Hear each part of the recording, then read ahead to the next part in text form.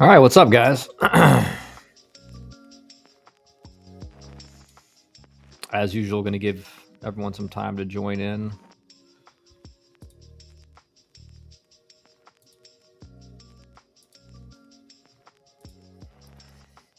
I'm just looking around some of the stats of some of these teams right now.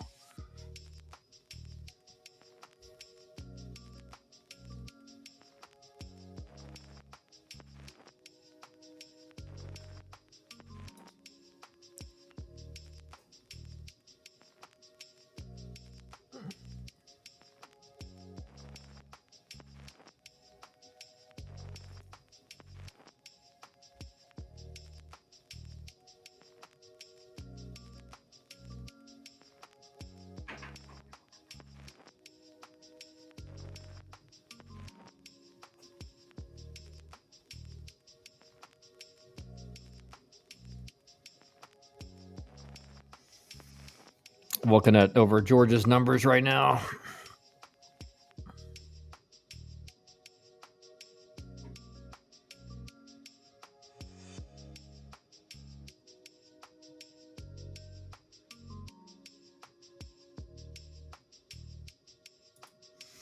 Zach, what's up, man? Afternoon. Hope we don't go 0-4 this week. We have 18-3 FAU tomorrow and number 5 FSU this weekend. Yeah. I mean, I think, you got to stop the skid, right? What is it? It's 4 straight losses right now? 4? Yep, 4. Or wait, is it 4 straight losses? Or is it 5? Is it 4 or 5 losses?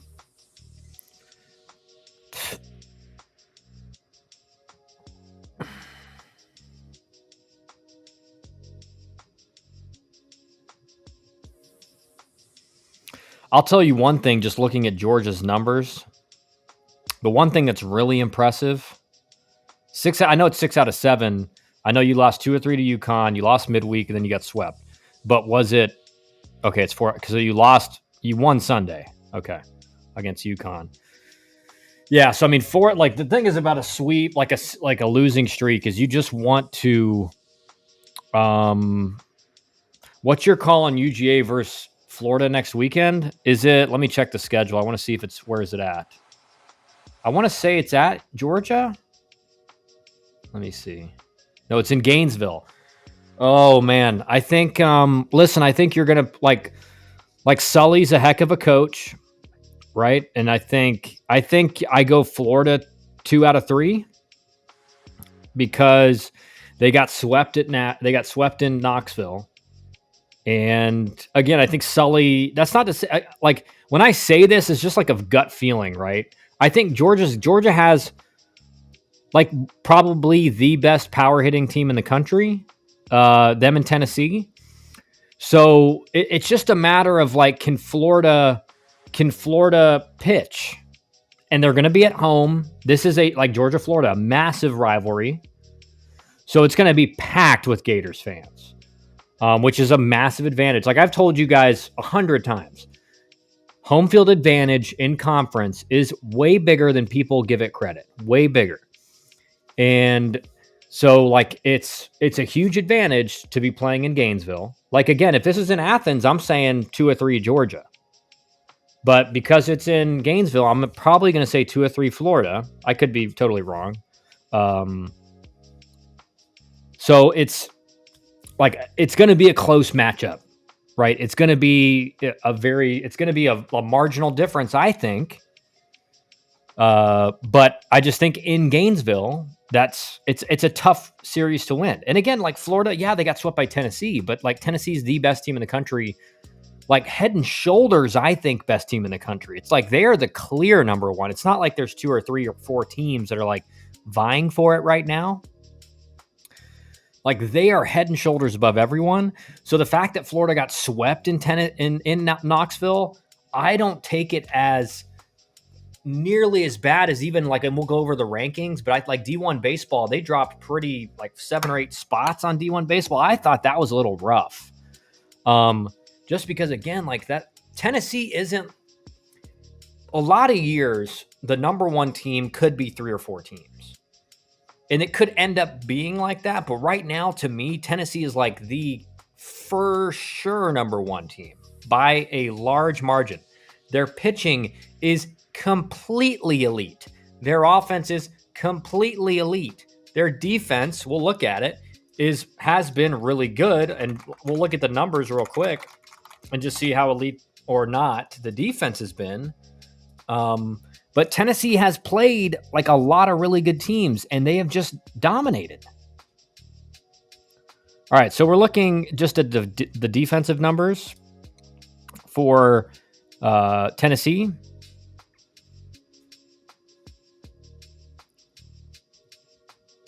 Let me make sure this is the right.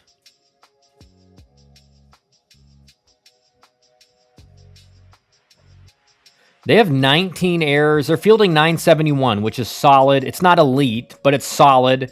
It's 15 points better than their opponent. So they're like on average, they're defending better than their opponent.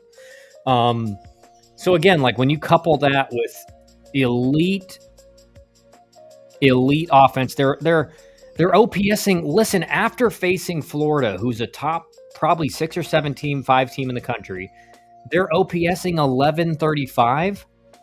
Their opponents are OPSing 523 with a batting average of 176. Like, let me just show you guys these numbers and just about how crazy elite this is.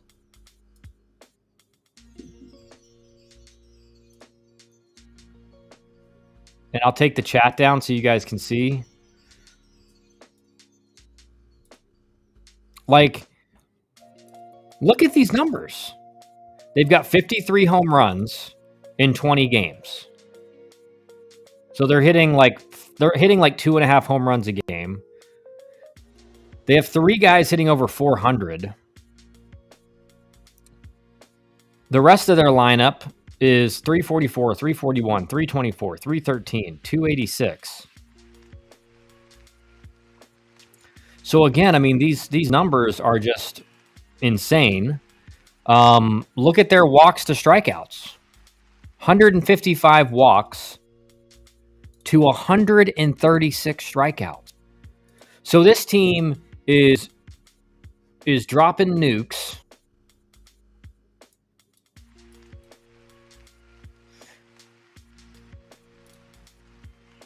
This team is dropping nukes.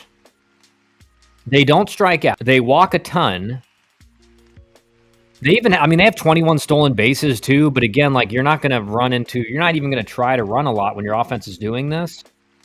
They've scored 225 runs in 20 games. So they're scoring like 11 runs a game. All right, that's just the offense.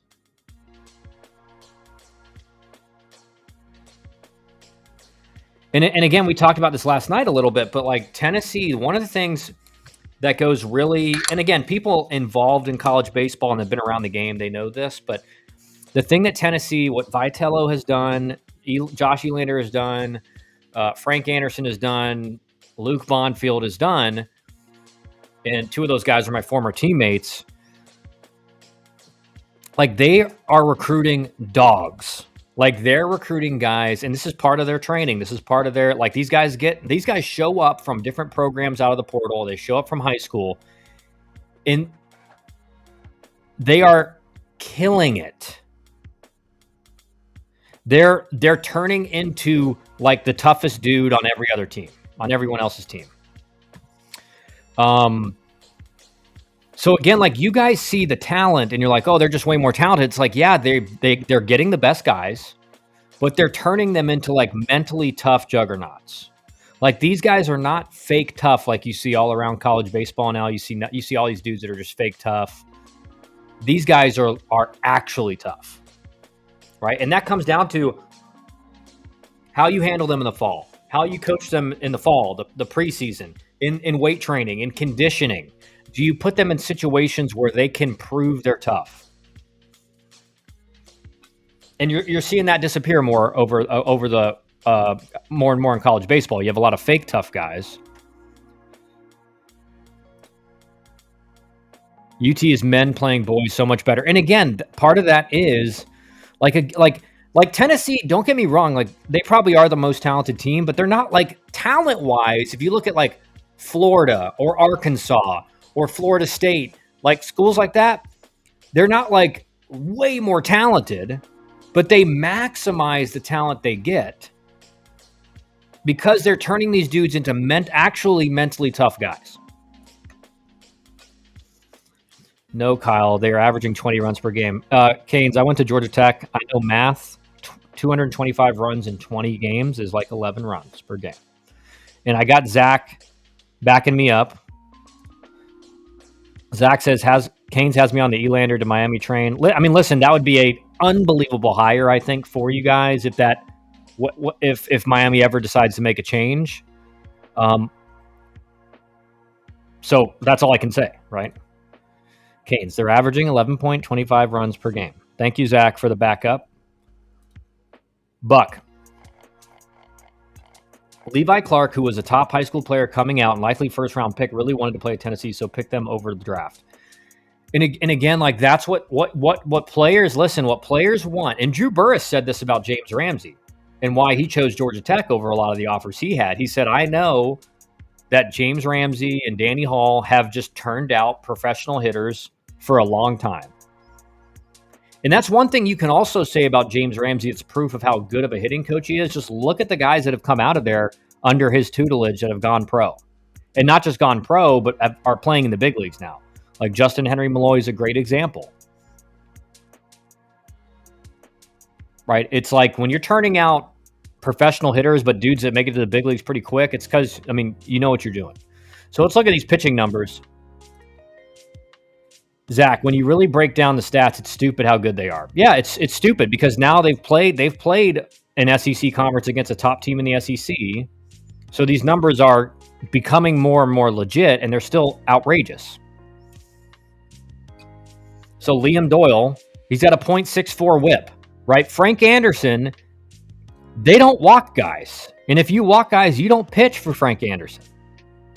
So these guys aren't the best because their stuff's amazing. That's part of it. But it's also because they just fill up the strike zone. Liam Doyle's averaging over two strikeouts an inning.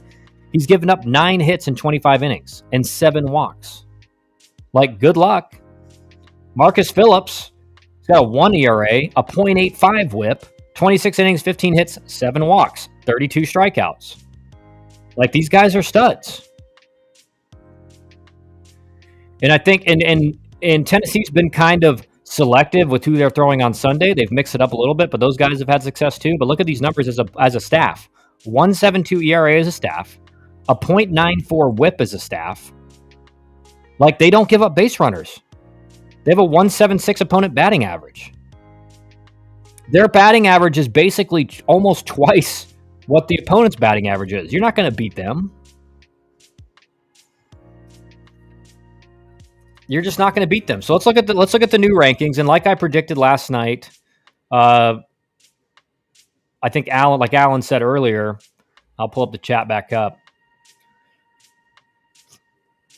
Yeah, no pitcher on Tennessee has over 7 walks, right? And that's the formula, right? Like, that's what I keep preaching this to high school pitchers. Like, stuff matters, but stuff, even really, really elite stuff for college level, if you're behind hitters, you're getting hit.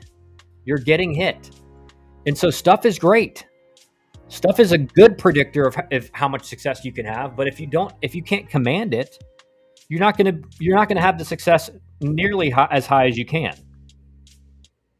Have you ever seen that for a pitching staff through 20 games? I mean, in this era, it's very rare. In this era, that's unbelievable, right? When I was playing and the balls were dead and the bats had just been changed to BB core, you did see that more often because the ball just went nowhere. No one hit home runs. So in this era where every team in the SEC's got like 3 guys hit 20 home runs, that's incredible. It's incredible nationwide, but the fact that it's in the SEC, and again, we're early, but like you just did that against the University of Florida. So, I mean, it's just insane what they've done. So let's pull up this Let's pull up the D1 baseball rankings, and we'll zoom in because you guys always complain about Dusty in particular. You can't see anything. All right, so I think Tennessee is the last unbeaten team in the country. They're 20-0. Off to a 4-0 start. LSU is really playing well. I would say this about LSU. The reason I don't have them as number one is they haven't played a tough series yet. And again, Tennessee's undefeated, and they just dominated Florida at home. So it's obvious why they should jump to number one. Arkansas, wins a tough series against Ole Miss. They've been dominant. Georgia beat Kentucky at home and just outslugged them, right? Gave up a decent amount of runs, but their offense is elite. Florida State lost to Florida in the midweek, but dominated on the weekend. 3-0 in ACC. So no surprise here. Florida State is going to, again, for Florida State to jump, they're just going to have to keep dominating, and these guys are going to have to lose some. Clemson playing really well. They did lose their first game in ACC play, but again, Clemson's just doing really well. Surprised Georgia is ahead of FSU. Again, I think for a Kentucky team that 64 Analytics has in the top 25, this is again, I think Kentucky's a lot better than D1 Baseball has them ranked, but you're not going to see a huge shift unless Florida State dominates like a top team in the ACC. Or they go on a 2 or 3 series stretch where they sweep. Then you're going to see them jump. Once you get into this top 5, it's tough to jump unless another team loses a series and you win a series, or do what Tennessee did, which is just kind of dominate Florida. Texas up into the top 25 or top 10. Oregon, Oklahoma wins a tough series or good series against South Carolina. Wake Forest dominating the ACC right now, 6-0. Probably going to become a top 10 team here soon. Alabama swept A&M. Again, that's still a tough sweep at A&M because of their atmosphere. But I think, that sweep is not again when you sweep a team in the SEC. Don't get me wrong, that's a big time series win. But A&M's definitely not playing like a top 25 team, let alone a team that was preseason number 1. Florida dropped from number 7 to number 13. I thought that was I think this was a little bit of a big drop just because Tennessee, like I said, is head and shoulders above everybody. So I think Florida, again, one of the things going against Georgia in this upcoming series is that they're going to be very motivated to get back in the win column and get a series win. So that's another thing. A lot of times when you face a team that's really good and they just got swept, you're like, oh no, right?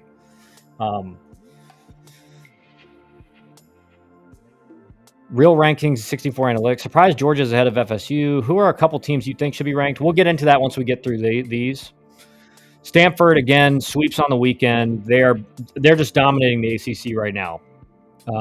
So, I mean, they're looking like they were definitely underrated going into the season. And again, when you have a David Esker as a head coach and elite coaching staff, that's what you're going to see is teams that outperform where they're projected. Dallas Baptist doing what Dallas Baptist always does. Louisville goes from not ranked to number 16 after beating North Carolina. North Carolina, after 2 series losses to start out ACC play, drops from number 6 to number 17, which I think is fair because, again, those are 2 series they were projected to win. Ole Miss drops from 13 to 18. Southern Miss climbs from 22 to 19. Auburn wins a tough series against Vandy. They go from 25 to 20.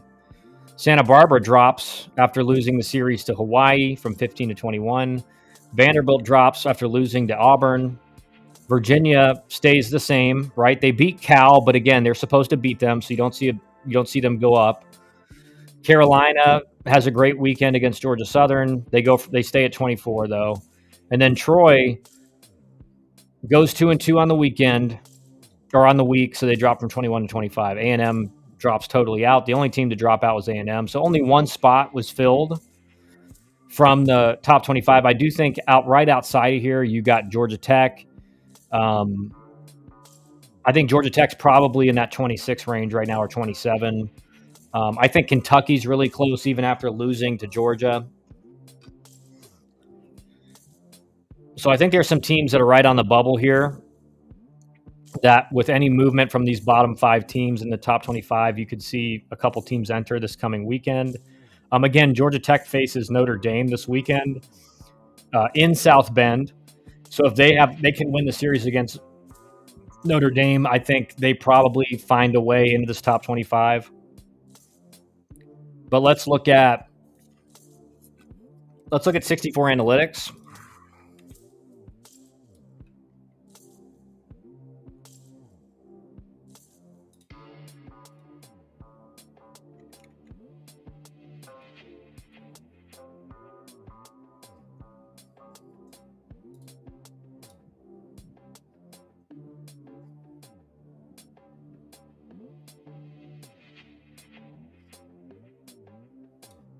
Let me pull up the 64 Analytics.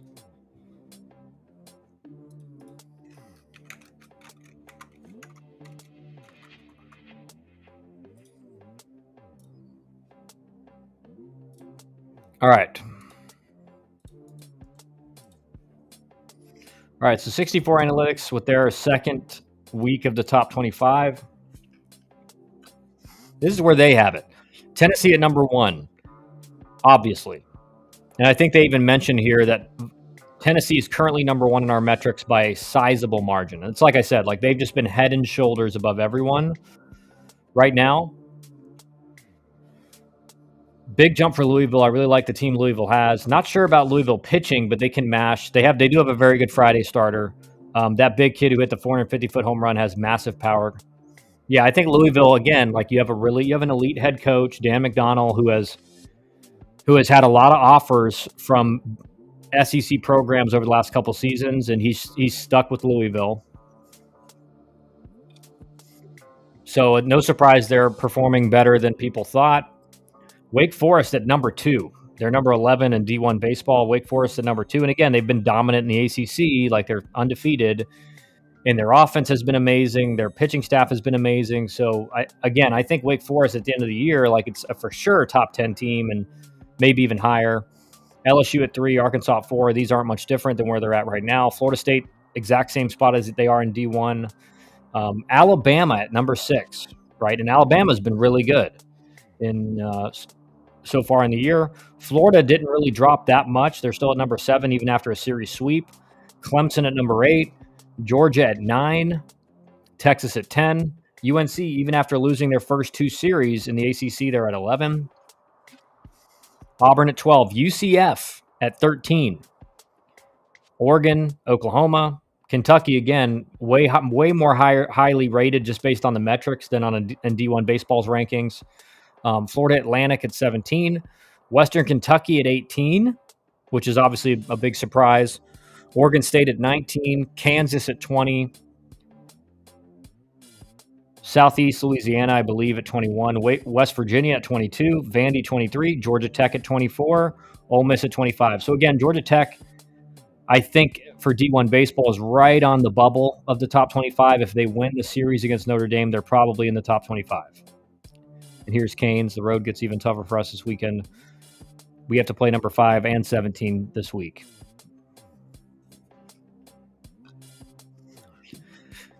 .64 Analytics has 12 SEC teams in the top 25.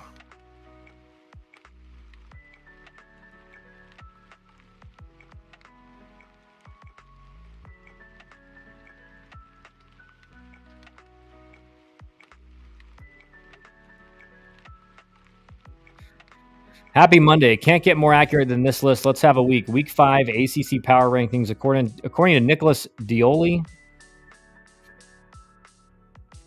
Omaha. Right now, picks for Omaha out of the ACC. Clemson, Florida State, Wake Forest, Stanford. They'll be okay. Still contenders, UNC. I'm buying back in. I think they're contenders, NC State. If they're not in the top 25, we riot. Louisville, Georgia Tech. Louisville is in D1. I don't think Louisville is in these rankings up here, though. Nope.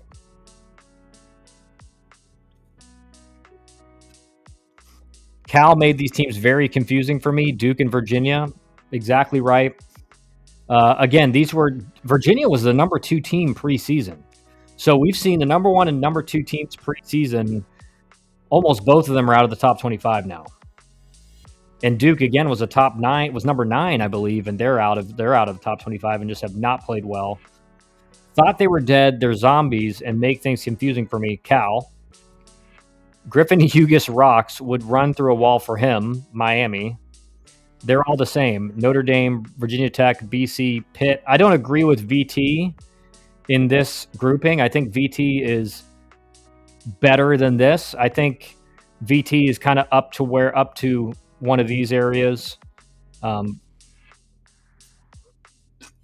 then I think their club teams can beat Mizzou. Syracuse and why am I not remembering this team from Texas' name?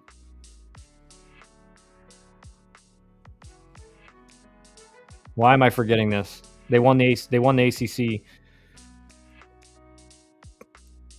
or they played in the ACC championship in football.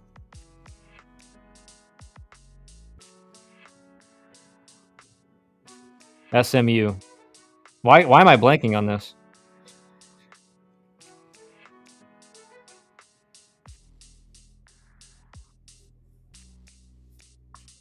And so, there's some disparities in the rankings, but again, 64 Analytics is just going off of pure rankings.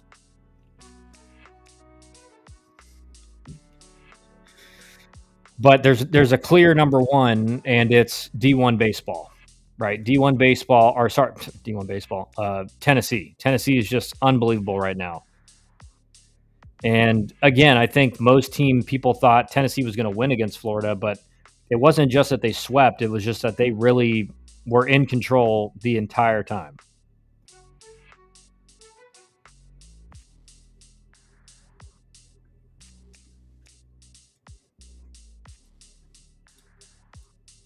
Now let's go through some midweek matchups that are coming up.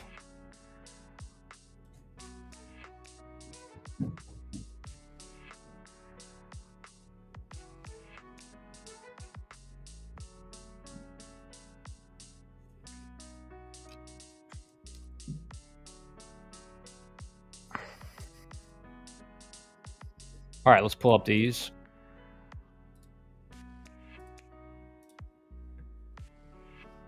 All right, you got UTSA versus Texas, Troy, UAB. This is like a big mid-major rivalry in Alabama, so that'll be a good game. They're playing at Rickwood, which is the old 1900s baseball field. Wake Forest, Liberty. Liberty's really good. Florida State, Mercer in Tallahassee. Tennessee against East Tennessee State. East Tennessee State's got a really good offense, right? So don't sleep on this matchup. Maybe ETSU able to break up the undefeated Tennessee Volunteers. Curious the average age on Tennessee. Oh, well, we can go through that. Coastal Carolina, Campbell. That'll be a solid game. Alabama, South Alabama. Florida, Jacksonville. Ole Miss, Southern Miss. Hey, here's a great game in the midweek tomorrow.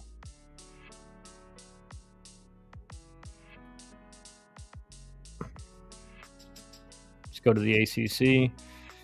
Pittsburgh, Akron, Boston College, Sacred Heart, Virginia Tech, VCU, Duke, UConn. That'll be a good game. Cal, St. Mary's. Davidson, NC State, Georgia Tech, Gardner-Webb. This is a big game right here for Miami, right? Against Florida Atlantic, who's highly ranked by 64 Analytics. Miami's got to right the ship. They got to get in the win column here before this weekend against Florida State, right? Because if you lose 5 straight going into Florida State, there's a good chance you're on an 8-game winning streak at the end of that series. They got to get in the win column, got to get things moving in the right direction to have a chance at an upset this weekend or even a win. Now let's look at the SEC all the way down here at the bottom.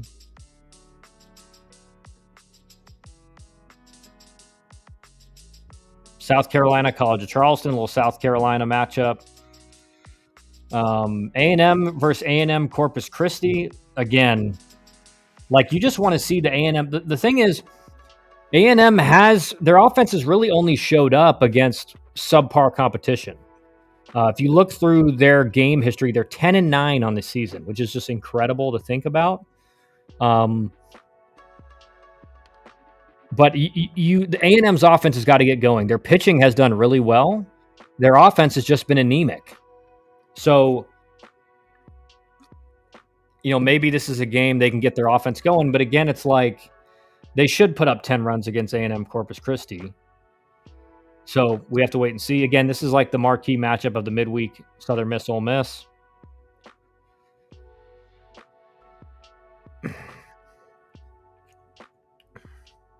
And those are the best matchups. Curious the average age on Tennessee. All right, we can do that. So the guy that's leading them in hitting with 6 home runs and second highest OPS on the team is Levi Clark, who's a freshman. So, okay. Gavin Killen, who's hitting has a 1,500 OPS with 9 home runs. He's a junior. Manny Marine is a freshman. So they have 2 freshmen in their starting lineup that are dominating, right? So it's not like a bunch of seniors. Reese Chapman is a junior. So far, 2 freshmen, 2 juniors. Jay Abernathy, who's only got 12 starts on the year, but he's got a lot of at-bats. He's a freshman. Dean Curley is a sophomore. Hunter Ensley is a redshirt senior, so he's an older guy. And their center fielder, I believe. Andrew Fisher, junior.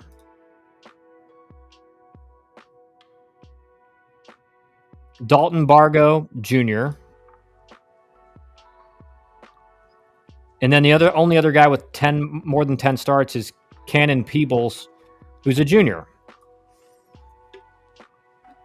So Tennessee has 3 freshmen that have played a lot of games for them, 2 of which are in tops in their team in offensive categories, a sophomore and a bunch of juniors, and 1 redshirt senior. So it's not like Tennessee has a bunch of like 4th, 5th year guys. They're pretty young by SEC standards. I mean, they're playing a lot of young guys. And then pitching, Liam Doyle's a junior. Marcus Phillips is a junior.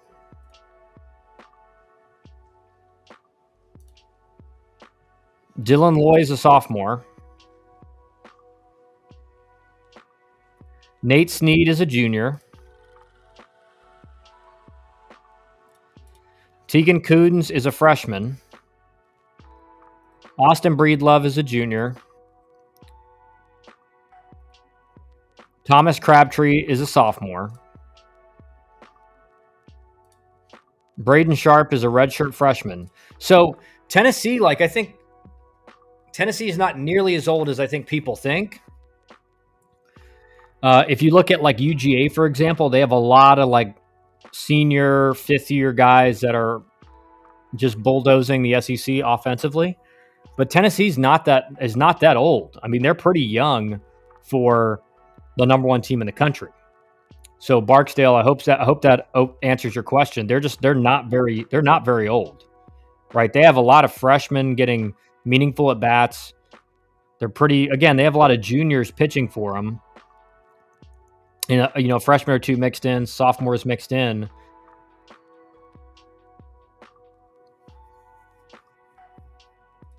But again, if let's go to Georgia, for example, who's another top 5 team in the country, and we look at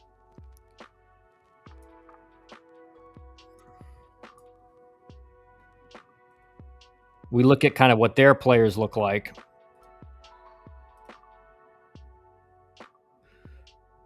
Rylan Zaborowski is a graduate student, so he's like a 5th year guy.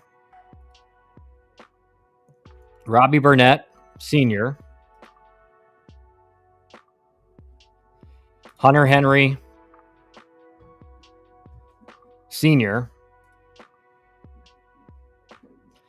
Nolan McCarthy, grad student, Trey Phelps, sophomore, Slade Alford, senior, Colby Branch, junior, and Devin Obie is a senior. So if you look at Georgia's offense, it's like all seniors and a couple fifth-year guys. Right? So Georgia's completely different. They've loaded up with a lot of transfer, older veteran guys that are killing it, but it's not the same. Another Florida guy here. No disrespect to the Miami guys in the chat, but right now they're at best the fifth best team in the state. They have Sunday wins versus UF and UConn, 7 wins versus Princeton and Niagara. Oh, for sure. I mean, and we've talked about that, Daniel. Like, we've talked about the fact that recruiting in Florida, again, the thing that Miami has a huge disadvantage on is that it's private. It's private. And so it's way more expensive to go there. And if you can't offer a big scholarship, it's still way more expensive than going to Florida State or Florida.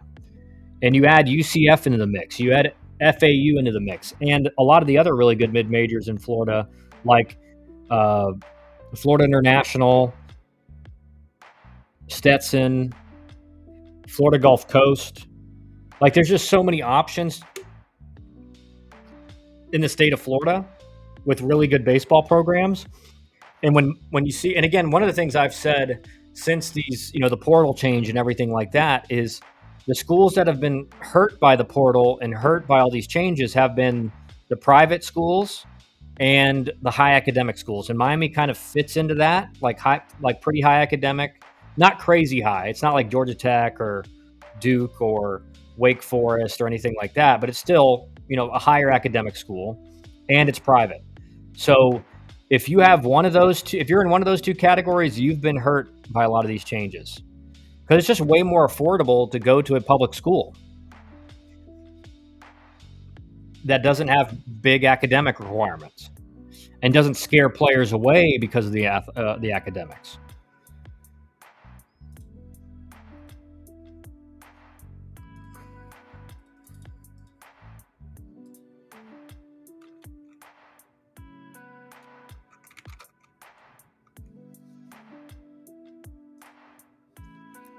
Canes, we're ready for Elander. Oh my gosh. This week's games versus FAU and FSU are huge for them. Could be a very long year for JD. Yeah, I agree. I mean, I think they have to win tomorrow. If they lose tomorrow, they've lost 5 straight going into a series against the best team in the ACC. So not looking good for Miami if they lose against FAU.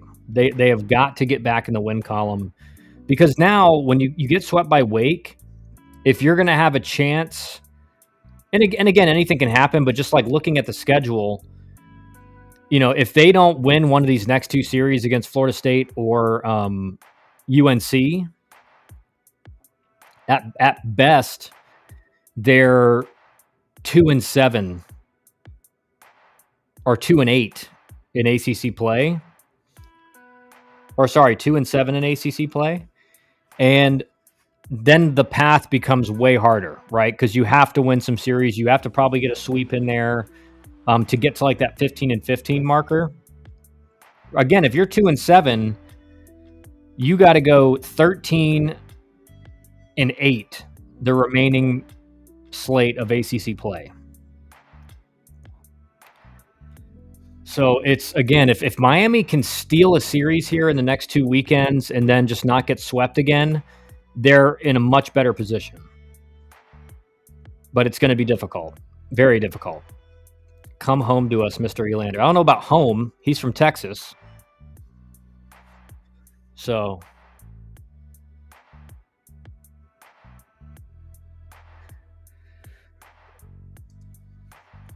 But let's go look at the updated numbers for Texas A&M after the weekend.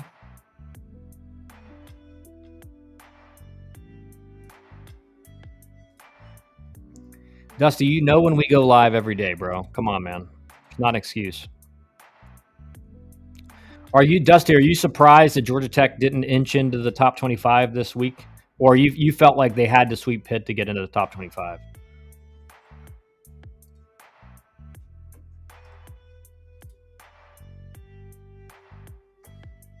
Okay. So if we look right now at A&M, look at Jace Lavalette, 231. Okay, I can't highlight things on this screen. Jace Lavalette, 231. 5 home runs in 19 games, which would equal basically 15 home runs on the year, essentially, if you play 60 games. And, he hit 29 last year, albeit, they played in the, World Series and everything.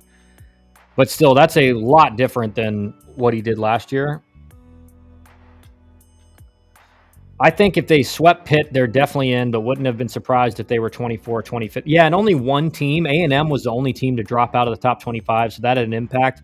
Louisville jumped from not ranked to number 16 after beating UNC. But let's look at these numbers as a team for A&M. Now, remember, this was supposed to be one of the best offenses in the country. They're hitting 257, that only 30 points higher than their opponents. They're OPSing 802, which is not great at all. It's not good. This is below average in the SEC. They've hit 24 home runs in 19 games, so just a little over 1 home run per game. Again, that's very surprising. They have 52 extra base hits in 19 games, so they're averaging just a little over 2 extra base hits per game. Around 2.5 extra base hits per game. They have 92 walks to 134 strikeouts, so it's a pretty big margin there.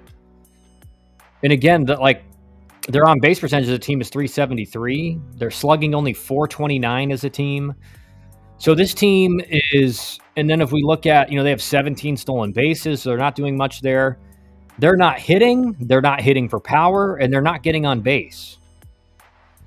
So all the numbers are not good. It's not just they're not slugging. Nope, they're not getting on base. They're not slugging. They've scored 120 runs in 19 games. So they're scoring 6 runs a game. Now, if you look at their pitching numbers are great. 2.9 as a staff, 1.19 whip. Strikeouts are a little bit above their innings pitched, but not by a lot. But they're not walking a lot of guys. They're walking 1 every 3 innings. So the pitching has done its job. The pitching has done a great job. I do think, they did lose one of those games against Alabama just because it was kind of the pitching changes in the 9th inning were, I think, a little bit overkill, just a little bit overcoaching and playing matchups in a tie game in the 9th inning, using 3 pitchers in the 9th when you're tied. It was maybe a little bit too much, but the pitching's done really well overall, but the offense has just been anemic. I just watched a high school video with all these D1 commits, and the defense is atrocious. Yeah. Defense across the board at the high school level has gotten worse and worse. And again, it's because, basically what these kids are told is they don't work on their defense at all. All they work on is hitting. And what they're told is if you can hit, they'll find a spot for you. And I always say the caveat in that saying was that you were at least an average or better defender at your position at the next level. So at the college level, and a lot of kids are just not. If GT would have swept Pitt and then go take 2 of 3 on the road against Notre Dame, they'd be at 7-2 in the ACC and be in a really, really good spot. Frick, man. Yeah, that loss on Sunday was tough because it was just, again, you're up to a six run lead in the 3rd inning. It looked like the game was in the bag. But again, I do think if they win 2 of 3 against Notre Dame, they're definitely in the top 25. They can make up for it by sweeping on the road, which is going to be more difficult. And again, in that, In South Bend, with the way the wind blows, like Saturday and Sunday are going to be tough because it's going to be a slugfest because the ball just flies there most of the time, unless it's blowing in. But when I coached there, the wind was just like it was a launching pad. So they'll, Georgia Tech's offense, if they do what they did this weekend, and the pitching can just limit the runs on Sunday and Saturday, they should be able to win 2 of 3. It's another one of those series that like a sweep is definitely possible, but you just got to get better. You got to get better on Sunday, from a starting pitcher from a starting pitcher's point. Like the starting pitchers just have to be better on Sunday for Georgia Tech. Kyle, did you ever read that? Did you ever read that thread on development? We can look through it right now, Zach. I looked at it a little bit.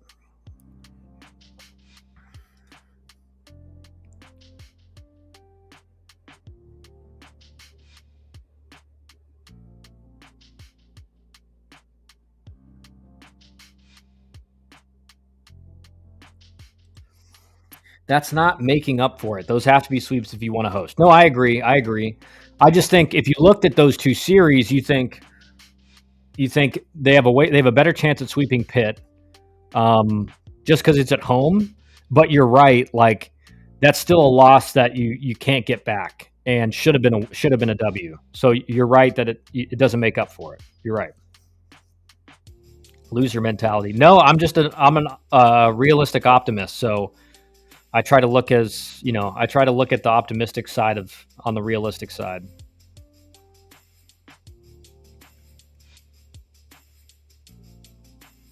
I got to go. I'm pissed off you didn't tell me we were live. Dude, you know what? In the middle of the week, it's at 1 o'clock. It's at around 1 o'clock every time. So be quiet. Coach, in the tournaments I coach, there's unlimited defensive subs. I sure hope college doesn't add that rule. Oh my gosh. I mean, that would be, you wouldn't even be playing baseball anymore at that point. Right? It would be the most, I couldn't even watch the game if that became a thing. So I surely hope not, Coach K.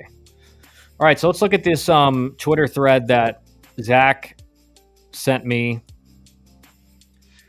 from Marty Smith, who is one of the coaches at Central Florida, and it's about player development. Yeah, Dusty, set your notifications, bro. Hit the bell. Okay. Thread. A few thoughts on player development and what we have done at College of Central Florida. The term player development is sometimes taken for granted and just shrugged off as coach speak without the meaning of what exactly you're doing when it comes to player development. I've been lucky enough to have some great assistant coaches here that over the last 5 years or so have opened my eyes to the term and the process of player development. For us, it has meant our time, focus, and training economy has been shifted more towards individual player development. And yes, in the total percentages of practice time, that means less time on team-type practice activities like PFPs, first and third, rundowns, tandem relays, bunt Ds, etc. What do we do on the player development side to improve individual improvement? Lift more, 4 times a week. Take a lot more swings on the hitting side. Throw more focused bullpens with Rapsoda, cameras, etc. More arm care. Eat more. Yes, in practice, sandwiches are always available. Take more ground balls and fly balls and sleep more. We also measure lots of things, whereas a player knows he improves his throwing velos 60 times, etc. with a radar gun and a stopwatch. We also use the tech, Rapsodo, Yakertech, Blast, Kinetic Pro bands, tools, Modus sleeves, driveline track, etc. Resources that we have to measure lots of other data to track so that players can see a quantitative number to improve in those measurables as well. Measuring everything gives us a starting number and posting and tracking these numbers helps a player see that number and improve that number.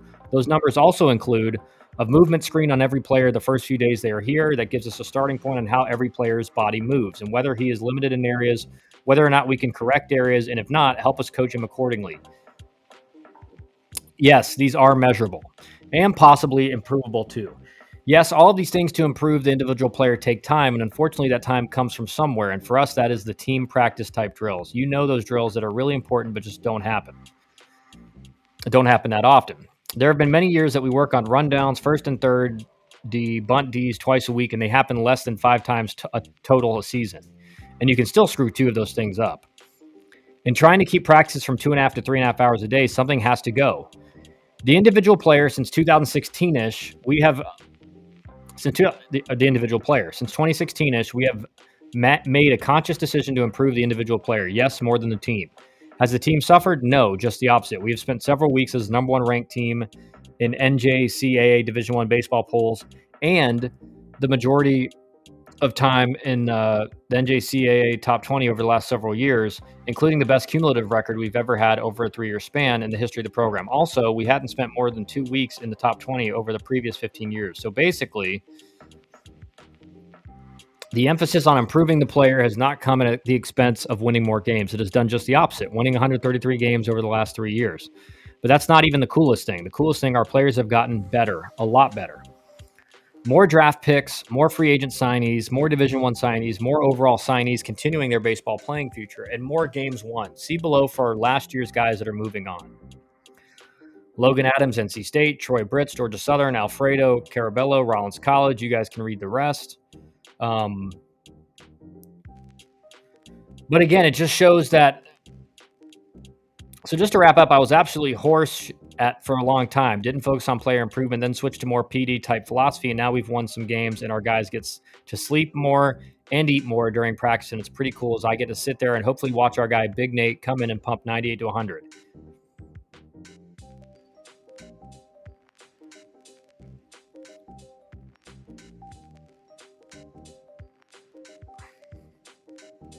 Yeah, so that thread was in 2021. But again, I like what he's saying, Zach. It's like once you have like those team-oriented drills that you have to cover, right? Because your guys have to know what your bunt defense plays are, your first and third stuff. But again, at the college level, you shouldn't have to work on relays more than a few times in the fall. You shouldn't have to work on bunt D coverage more than a few times in the fall because then you're doing inter squads and you're going to have opportunities for them to practice that as well while they're doing inter squads. And I think this mindset has become the mainstream for most of the good programs in college baseball. Like, I think guys realize that if you really focus on it, you can vastly improve your players from a development standpoint. Yeah, College of Central Florida, one of the top JUCOs in the country.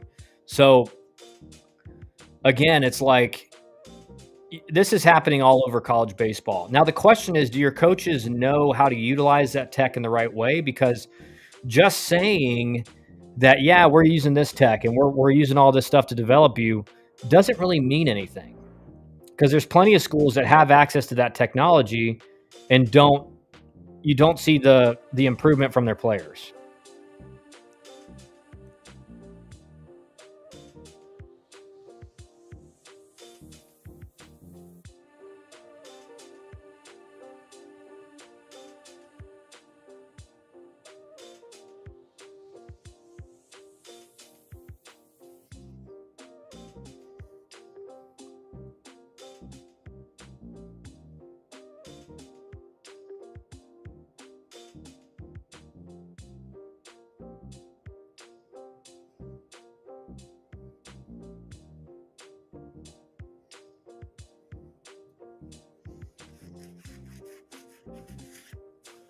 And again, that's got to be, and that's when I tell you guys, like the right coaches, their teams just always get better, and their teams always kind of outperform the projections.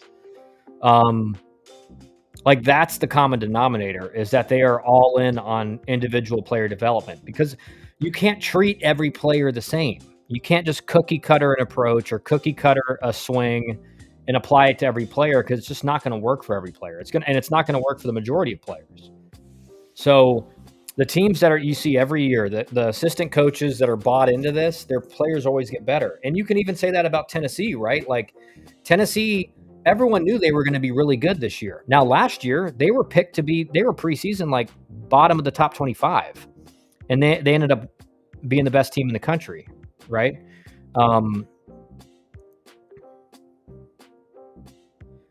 And even this year, they're picked to be a top team in the country, but they're just dominating even other top teams.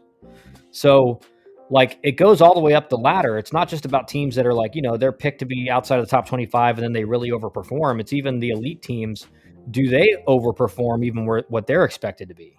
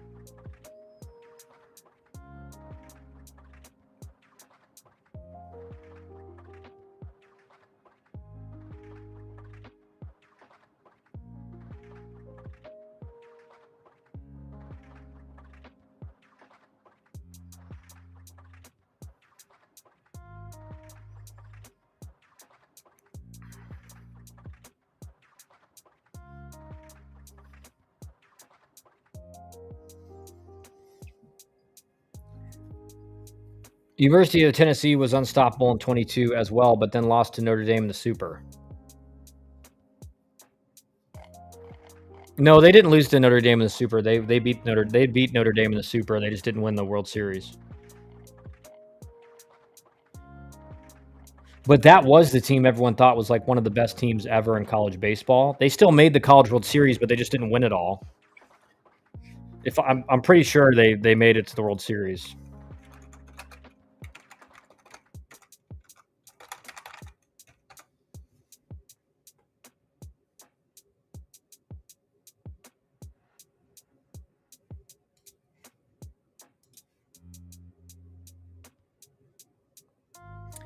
Yeah, they made it to the College World Series. They lost both of their games in Omaha to Virginia and Texas.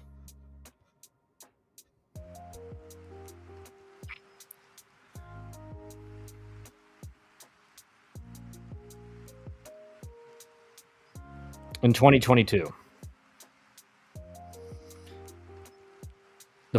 It was their first College World Series since 2005. But not in 2022. I think you guys are thinking 2023 maybe?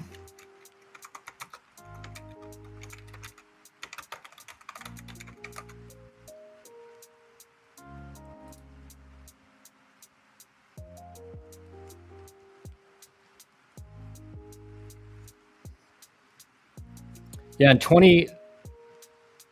Wait, what is going on?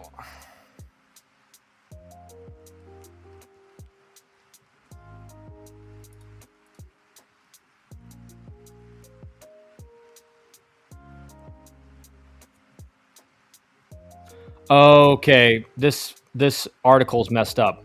Yeah, so they lost to Notre Dame in 2022. You guys are right.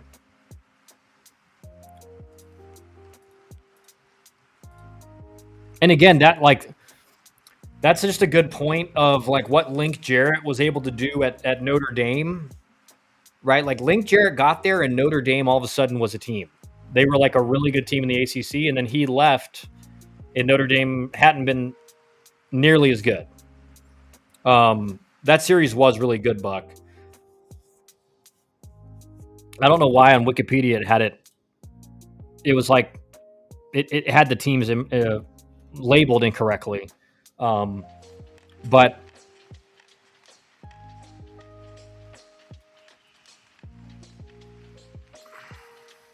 to the Tennessee team with Drew Gilbert. Yeah, he was one of our clients, Drew Gilbert.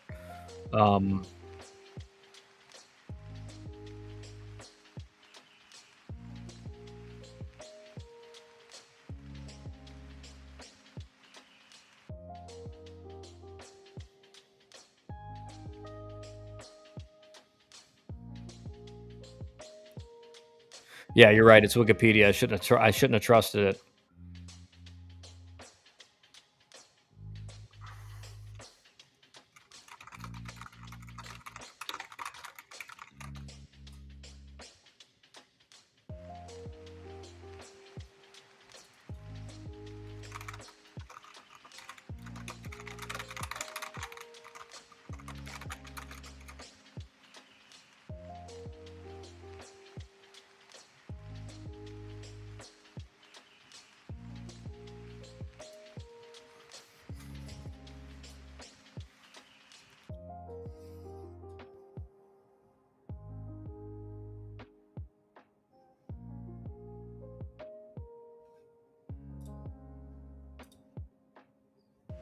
but that, like, again, like when we're talking about coaches and how coaches are like way more important. We were talking about last night about how coaches are just way more important uh, in certainly in college baseball, but also in professional baseball than a lot of like people understand, especially guys that have never been in a dugout and have never interacted with a really good coach, an elite coach. And what Link Jarrett did at Notre Dame is like incredible, because he gets there and all of a sudden Notre Dame is way better. And I, like I said, I remember watching when we went up to play Notre Dame, just watching them in their pregame, I was like, this is different. Like their mentalities were different. Their fundamentals were insane. How great how elite their fundamentals were. And again, you look at, as soon as he leaves, Notre Dame's not the same. And when he came in there,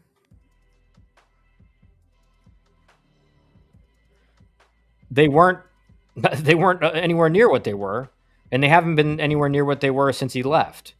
And that's what we're seeing that's what you're seeing at A&M is like Schloss he's been a top 5 coach. He's turned every program he's been to into a top 5 team almost every year. You know, TCU, Texas A&M, and now at Texas, right? Texas is in the top 10 now. They may end up being even higher than that by the end of the year, but like that's what the elite head coaches do. They win no matter where they're at. Look at Notre Dame after he's left, back to being an irrelevant team. Yep, coaching decisions lost us both games on Saturday against Wake. I don't know why Notre Dame didn't hire Rich Wallace. Well, I think part of it was, I think Rich, I mean, you never know. They may have offered Rich the job. I think Rich might have made a calculated decision and said, I'm going to go with Link to Florida State and wait for a better opportunity. So again, you don't know. I mean, Notre Dame might have offered Rich Wallace the job.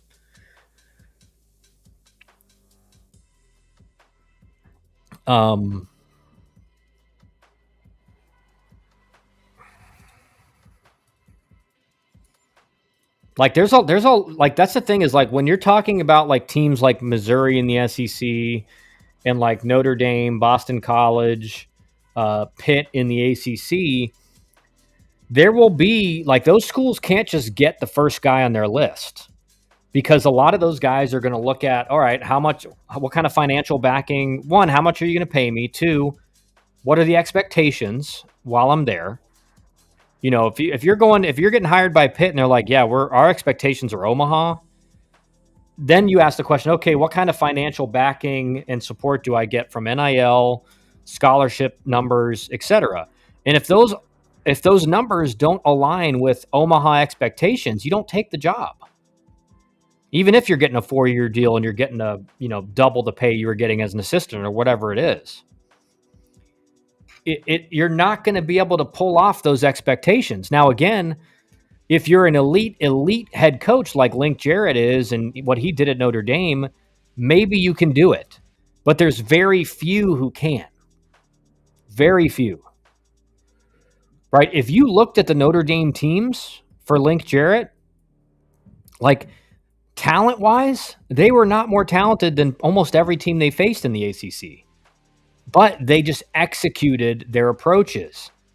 They were just better baseball players because they had an elite head coach training them every single day, right? So they outperformed their talent, and that's what elite head coaches do. Look at Tennessee; they're the most talented team in the country, but they even outperform their own talent. So, that's what you're looking for at a school like that. And again, it's tough to get. You have to get a guy, an elite head coach at those schools who's still on the way up. So you're probably not going to have him for long if you get one, like Link Jarrett at Notre Dame. But the elite head coaches do that. Their players outperform their talent. So it just comes back to it. Like the best coaches are like irreplaceable in most regards. They're irreplaceable, right? You just look at A&M right now. They rolled the dice on keeping all of their guys that went in the portal, rising higher, because A&M is a top job in the country. And I said it 7 or 8 months ago that it's either going to pay off, and Michael Early is like the next up and coming young head coaching candidate, but there's no reason for us to think that. And, you know, there's no reason to think that just because we have nothing to go off of. But it also could really hurt them, right? They're basically saying we want to keep our players for next year over solidifying the future of the program. And right now, like, I can guarantee you there's a lot of people around the A&M program that are like, we made a mistake. That conversation's going on. Whether A&M doesn't mean A&M can't turn it around and turn into a really good team again, but it's not looking great right now. It's not looking great. What do you think about Kansas? Yeah, I think they have a really good head coach. I think Fitzgerald is, again, he's going to be one of those guys with what he's done at Kansas. He's going to have a lot of opportunities this summer to go. He's going to be another candidate that's a candidate for a top job, because he was amazing pitching coach at Dallas Baptist. He was really good at LSU. And then he's turned Kansas into a really good program and that's, again, a program that most people would assume it's going to be really tough to win there. And so, again, I think Fitzgerald's going to be one of the top candidates for an opening this summer. And one thing they've done is they've just dominated the JUCO recruiting. They've had the number one JUCO recruiting class, I think, for 3 straight years. So they're just getting ballers out of junior college, and they're doing really well. Buck, I agree that coaches at the amateur level have a major impact. I can even see that in the high-level travel ball. Have had 3 different coaches over the past 5 years. Yeah. I mean, listen, at some point in professional baseball, when you get to like the high levels of the minor leagues and the big leagues, you've played for some elite coaches. And they've instilled a mindset into you and an approach to the game where you're not really having to teach guys how to work hard to outperform their talent. That's kind of instilled at you once you've made it to the high levels of professional baseball. But still, like, the best managers in the game in Major League Baseball, they always seem to win. Right? Look at with the Rangers winning the World Series recently, like, just look at their coaching staff. It's no surprise. And with roughly the same group, our current coach has us competing with some of the best teams in the region when before we'd play down to our competition level, knows the right tone to set. Exactly. Kansas has their band and student section at games. Yeah, dude, it's crazy what's going on at Kansas. Like, and again, that's a big part of it too. Like, how do you incentivize your students to show up? Right? Because that's a major factor in winning. Like, if I'm a head coach somewhere, I'm talking to your promotions and marketing teams and saying, we need to do things to pack our house with students. Because what the SEC does better than everyone, and you can include Florida State and Clemson and a few others in the ACC in this, but the SEC is definitely a level up in their students showing up to games and bringing energy to the games. Like, if you go into an SEC program or an SEC series and you're on the road, like I said, like Florida going into Knoxville, like, that is a brutal environment for an opposing team. You're going to get ragged on the whole game by the students. They're going to talk trash to you. They're going to try to get in your head. And that affects a lot of players. A lot of players let that affect them. I always kind of loved it because that was like the reason I went to play at Georgia Tech was like I wanted to play at Clemson and have fans talking trash to me in the outfield all game. I wanted to play at Georgia and have the fans talking trash to me about anything. That made me better. That made me lock in. That made me focus. It was like, I can't wait to show these guys. I can't wait to go up to the bat, lace a base hit, and just kind of be like, not talking anymore, are you? Vitello must be a great coach on many levels. 100%. Like, there's no other explanation for what's happened at Tennessee is that Vitello is one of, if not the best coaches in the country. And again, part of that is their individual development is elite. Their in-game management, elite. But also what they do in the fall and the early spring to develop mental toughness and confidence in their players is the best in the country. One thing you cannot say about Tennessee is that their players, or one thing you can 100% say is their players play harder than maybe any other team in the country. And their players are tougher than any other team in the country. Like, those guys, big situations do not faze them. They live for getting in bigs, being the guy up in the big situation. They live for being the guy in the mound in a jam to get their team out of the jam. They live for those scenarios. And a lot of players now, more than ever, they're terrified of those situations. They don't want to be the guy up when the game's on the line. They don't want to be. I'll give you an example from my career. Like, the fourth game of my career is at Georgia Southern, and it was packed. It was probably, and again, for Georgia Southern, it was not like a massive stadium, but they probably had 2,000 plus fans there. A majority of them are students. And I come up in the bottom of the ninth, 2 outs, or the top of the ninth, 2 outs, runner on third. And we're down by 1 run. And it is, these guys are screaming. I can't hear anything. I get down 0-2. And I'm just, the pressure of the moment just locked me in. I fight off 2 or 3 pitches. You know, I'm staying alive. I work it to like even. And then the guy throws me a fastball outside corner, and I laced a double down the left field line to give us to tie the game, get a double. And the crowd went from deafening loud to silent within a second. And that, I'll never forget that moment in my career because it was so exhilarating to just quiet the fans who thought, we got him, they're done, they're out. He's down 0-2, we got 2 outs, we got him. And then we ended up taking the lead.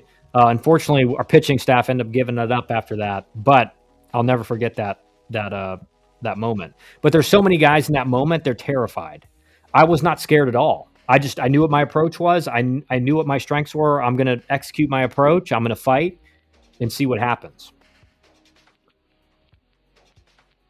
Why schools don't just let their students in for free and get rowdy is beyond me. Yeah, I agree. Like, if they're not coming anyway, you might as well let them in for free. And hopefully you make a lot of money on concessions and beer and stuff. I wouldn't mind either, coach, at Miami if things go really bad. I'm curious, did the FSU K-time chant get in y'all's head and have a real effect? I think it 100% does. I always loved playing at FSU. I always hit really well at FSU. I think I only got to play there 1 time. But again, it's one of those things that K-time chant, it affects the majority of players. Like, that gets in their head. I loved it. Like, keep chanting that. Like, I'm going to fight off 15 pitches. You guys are going to get sick and tired of chanting K-time.